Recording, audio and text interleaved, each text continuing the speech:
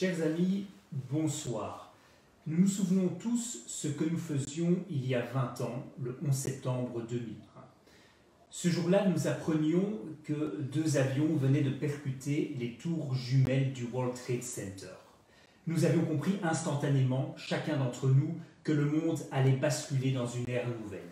Nous avions au même moment perdu notre naïveté. Effectivement, au cours des années 2000, il y a eu d'autres attentats. Il y a eu Madrid, il y a eu Londres. Ensuite vinrent les attentats revendiqués par l'État islamique.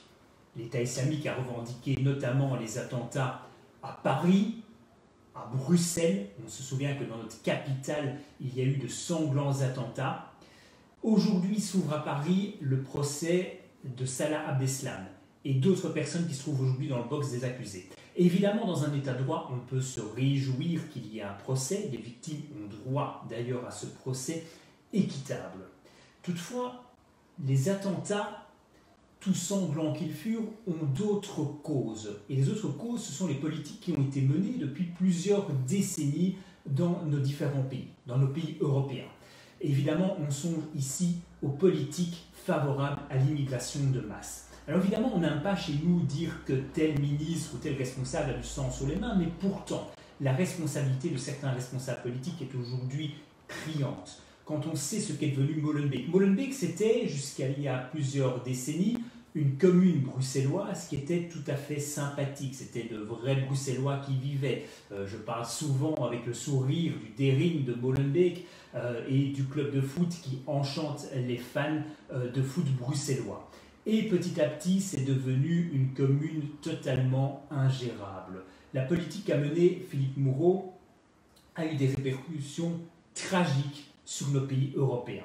Le terrorisme ne naît pas non plus dans les champs wallons, il ne naît pas parmi les blés. Le terrorisme a une cause fondamentale et cette cause c'est l'immigration. C'est pour ça que chez nous, on s'oppose drastiquement à l'immigration. Sans s'opposer aux sources directes du terrorisme, forcément, nous risquons de connaître de nouveaux événements similaires à l'avenir. Et l'on connaît l'actualité internationale en ce moment, notamment avec l'arrivée des talibans au pouvoir, et l'on peut craindre effectivement le pire. Donc nous le disons clairement aujourd'hui sur le banc des accusés, il faut que justice se fasse avec Salah Abdeslam et les 13 autres personnes qui sont sur le banc des accusés, mais n'oublions pas les causes profondes.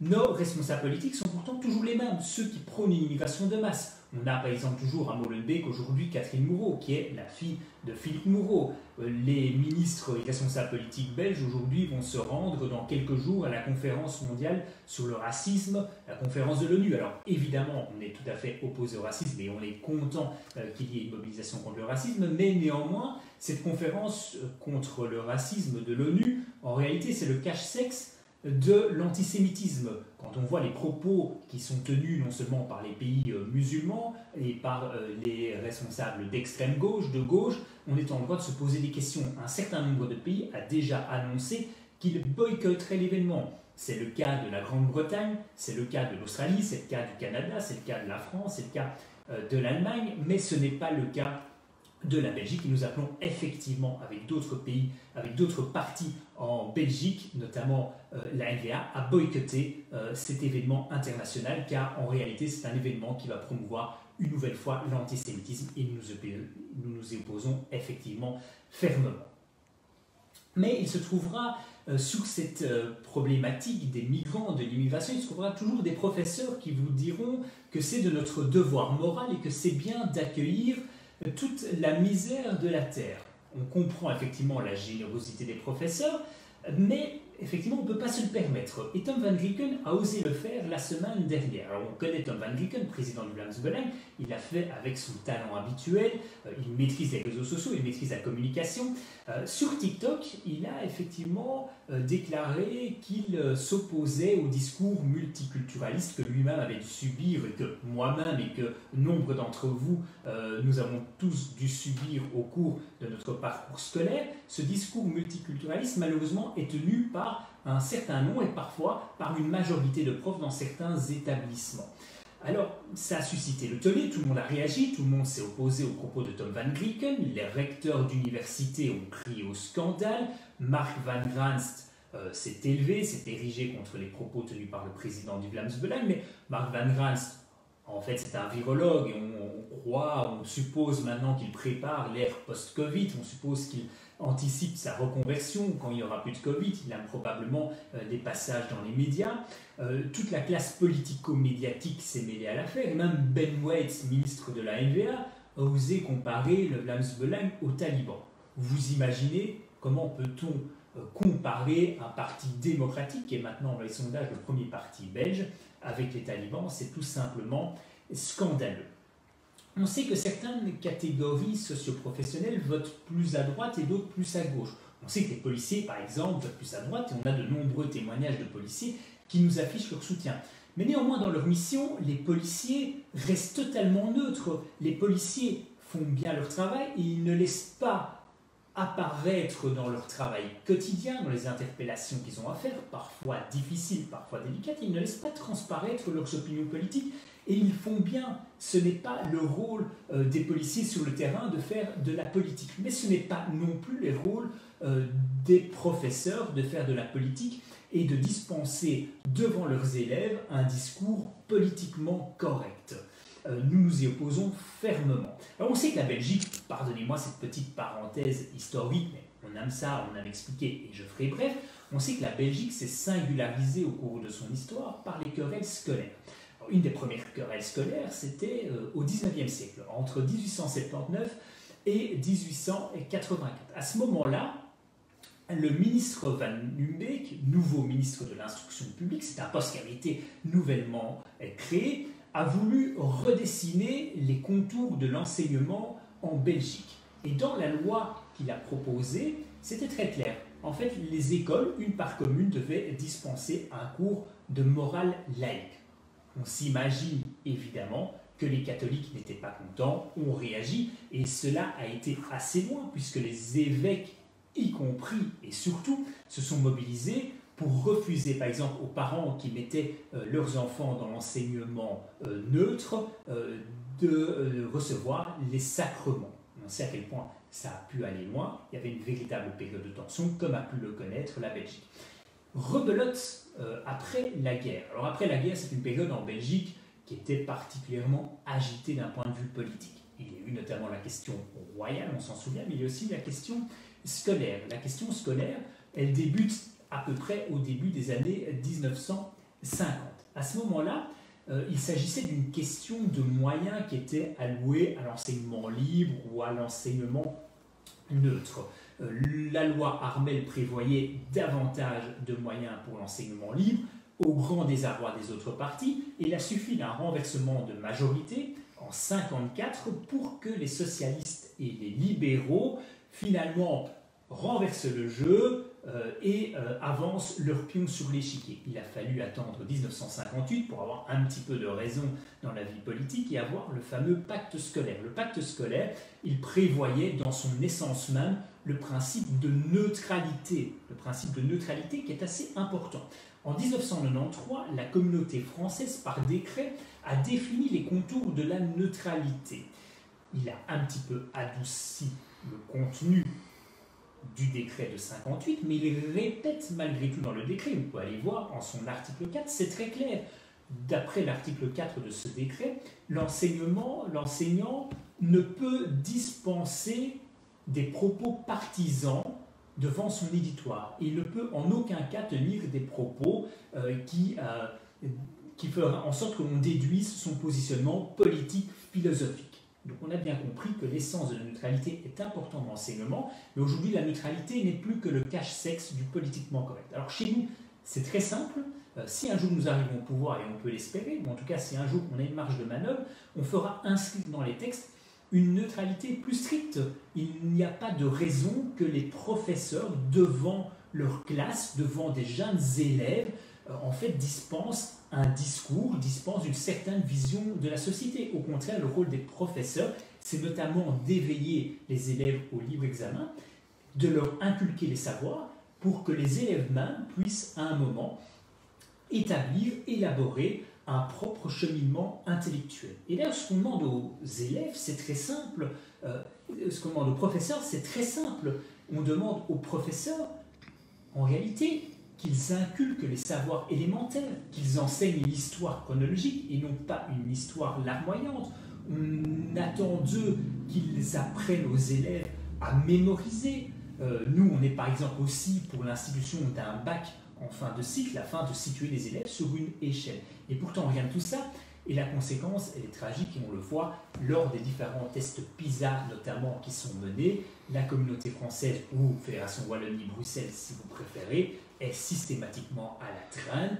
Alors on est pour l'instant sur une échelle, une moyenne de 487 au niveau de l'OCDE. On est à 481 alors que la Flandre est à 502 et les écarts en mathématiques sont nettement plus significatifs. On comprend qu'il y a un vrai travail à faire, on comprend qu'il faut renouer avec l'excellence et quand je dis qu'il faut renouer avec l'excellence, c'est l'excellence véritable. Ce n'est pas celle que l'on nous apprend, que l'on nous inculque, que l'on divulgue dans les pactes d'excellence qui n'ont d'excellence que le nom.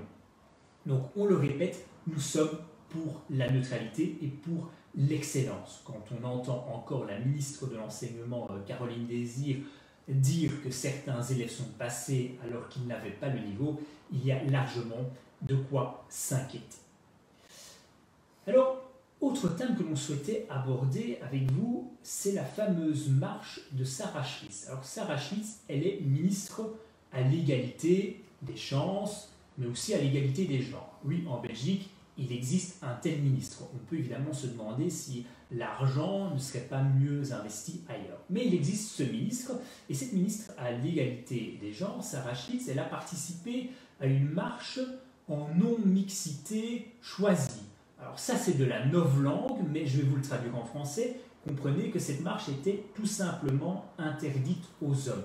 Vous avez bien entendu. À une époque en Belgique, il y avait des commerces qui étaient interdits aux chiens et aux Italiens. C'était profondément raciste, c'était profondément abject, mais ici, on en est revenu à cette époque où une certaine catégorie de la population est exclue de certains événements, et c'est un ministre qui participe. On se demande en fait ce que Sarah Schlitz, qui est secrétaire d'État, fait encore dans son gouvernement. Parce qu'en fait, une marche où les hommes sont interdits, où il y a une séparation, ça porte un nom, c'est l'apartheid. En fait, c'est une séparation. Alors, évidemment, nous sommes chez nous, et on le répète parce que ce sont des sujets qui reviennent souvent sur la table, chez nous, nous sommes pour des rapports entre les hommes et les femmes qui sont faits de complémentarité, qui sont faits de séduction, qui peuvent être faits de tension. On n'est pas pareil, parfois on ne se comprend pas et c'est ça qui fait tout le mystère et tout le charme des relations entre les deux sexes. C'est ça qui fait le sel des relations entre les hommes et entre les femmes. Vous l'avez bien compris, la vision des écologistes et de tout le néo-féminisme sur les relations hommes et femmes n'est pas la nôtre. Et je citerai ce poème de Alfred de Vigny. Alors, lisez Alfred de Vigny, ça fait partie de notre culture, mais Alfred de Vigny disait, en gros, les femmes auront Gomorrhe, les hommes auront Sodome, et les deux sexes mourront chacun de son côté, se jetant un regard désintéressé de loin en loin. C'est à peu près les termes d'Alfred de Vigny, on en est malheureusement là aujourd'hui. On sent que cette actualité que vous suivez tous les jours, et je vous invite effectivement à venir vous inscrire sur la page Chez nous, c'est un parti politique qui vous promet plus de sécurité, moins d'immigration, qui vous promet effectivement un retour du bon sens dans la gestion des affaires. Donc venez nous suivre, venez nous partager, on aura beaucoup de surprises pour la rentrée. C'est la condition sine qua non pour faire changer les choses en Wallonie. Alors revenons un petit peu encore rapidement à Écolo. Alors on ne s'acharne pas sur eux, mais en fait ils font fort pour le moment. Ils ont eu leur rentrée politique, vous avez probablement vu les images sur les réseaux sociaux, et aujourd'hui ils nous parlent de réfugiés climatiques. Ce qui s'est passé dernièrement est dramatique. De nombreuses personnes ont perdu la vie, 38 personnes au total, des personnes ont vu effectivement leur habitation complètement détruite. Mais aujourd'hui, la responsabilité d'Écolo et de son ministre Henri n'est pas totalement écartée. Donc c'est profondément indécent aujourd'hui de venir parler de responsabilités qui ne seraient pas totalement la leur. Ok, il faut lutter contre le réchauffement climatique, il faut prendre évidemment des mesures, mais regardez un moment devant vous, dans votre assiette. Et aujourd'hui, parler de réfugiés climatiques, c'est en tout cas exagéré. Et quand Écolo, par le biais de sa coprésidente, parle d'insécurité climatique, faut-il rappeler que les écolos, quand on parle d'insécurité réelle dans les quartiers, d'insécurité due notamment à l'immigration, ils sont les premiers à dire qu'il n'y a pas d'insécurité, mais juste un sentiment d'insécurité. Donc il faudrait à un moment savoir. Enfin, dernier petit mot au sujet d'écolo. Alors on a notre amie Margot Deré, qui est une députée écolo. Elle a même réagi sur notre page Facebook et on l'a même invitée à venir débattre avec nous. Nous, on est pour le débat, mais elle ne veut pas le débat, elle veut juste qu'on la lâche, c'est-à-dire en gros qu'on la laisse véhiculer ses propres opinions sans avoir de contradiction. Margot Deré, en fait, aujourd'hui, elle a publié un message pour se vanter des textes, des propositions qu'elle a déposées devant son Parlement. En fait, Margot Deré, aujourd'hui, il ne faut pas croire qu'elle lutte contre la drogue. On l'a encore appris en lisant Le Monde que la Belgique et les Pays-Bas étaient les plaques tournantes du trafic de cocaïne, ou qu'elle lutte contre le terrorisme, ou on ne sait quel sujet capital encore. Non, Margot Deré, elle dépose des textes sur la contraception masculine afin de garantir une équité contraceptive. Oui, on en est là aujourd'hui. Deuxième texte déposé, c'est pour faire un petit peu le ménage dans le folklore estudiantin qui serait trop masculiniste. Oui, on en est là aujourd'hui, c'est le type de député que l'on mérite. Fini pour Écolo, venons-en aujourd'hui à la réforme des pensions. C'est un dossier vraiment capital. Ne nous voilons pas la face. Aujourd'hui, on en est avec une déclaration de Karine Lallieu, qui est ministre des Pensions, ministre socialiste, rappelons-le. Elle a avancé son plan dans la presse, mais apparemment sans prévenir ses partenaires gouvernementaux de la Vivaldi. Vous l'avez bien compris, cette Vivaldi ne tient plus qu'à un fil, et si la Vivaldi tient encore, c'est à notre avis parce qu'ils ont peur d'aller aux élections, ils ont peur du succès, notamment du Vlaams-Belang. Et le Vlaams-Belang au pouvoir, on pense qu'il pourrait effectivement prendre à bras-le-corps certains dossiers capitaux et cruciaux, bien plus que ceux que porte Écolo. Et en tout cas, nous serons les premiers partenaires sur les questions d'immigration notamment. La Vivaldi, aujourd'hui, c'est un gouvernement qui est composé d'à peu près toutes les familles politiques.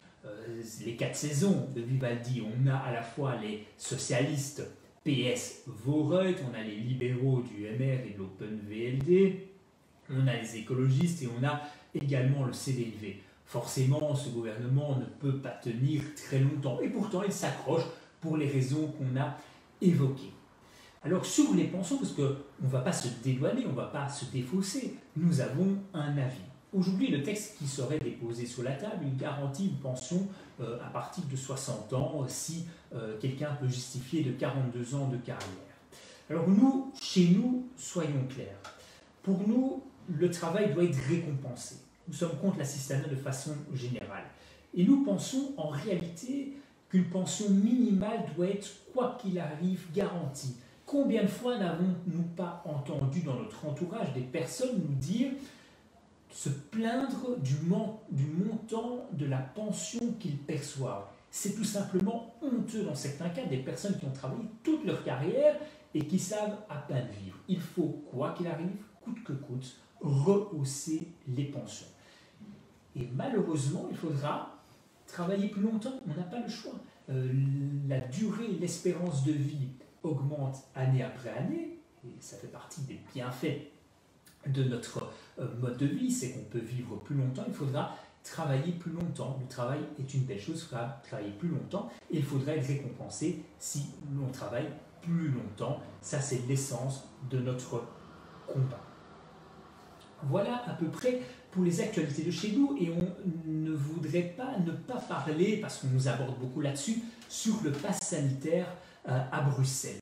Alors nous, notre position par exemple sur le vaccin, parce que les deux sont liés, sur le vaccin c'est très clair. Pour nous, chacun est libre de faire le choix qui est le sien. Et certains dans notre équipe d'ailleurs sont vaccinés, sont pro-vaccin, et d'autres ne le sont pas du tout. Alors c'est le choix de chacun. Et on pense que dans notre pays, on a la chance d'avoir un nombre de vaccinés suffisant que pour s'épargner le pass sanitaire et pour permettre à ceux qui sont contre, qui estiment qu'on n'a pas le recul suffisant, par exemple, de ne pas se faire vacciner. Il y a aujourd'hui un problème à Bruxelles. C'est un problème que les dirigeants actuels vont devoir régler en toute urgence. Signalons toutefois et mettons les cartes de la vaccination à Bruxelles et les cartes de l'immigration côte à côte et on verra qu'il y a une corrélation. Il y a effectivement là un problème majeur. Certains ne veulent pas faire société. Scandale politique qui est passé inaperçu ou scandale en devenir à Liège notamment, on a Jean-Maurice Dehousse. Alors Jean-Maurice Dehousse, il est sorti de l'actualité, mais ce n'est pas n'importe qui, c'est un vrai dinosaure de la politique liégeoise. Il est pour l'instant l'objet d'une enquête judiciaire sur des montants qui auraient été perçus.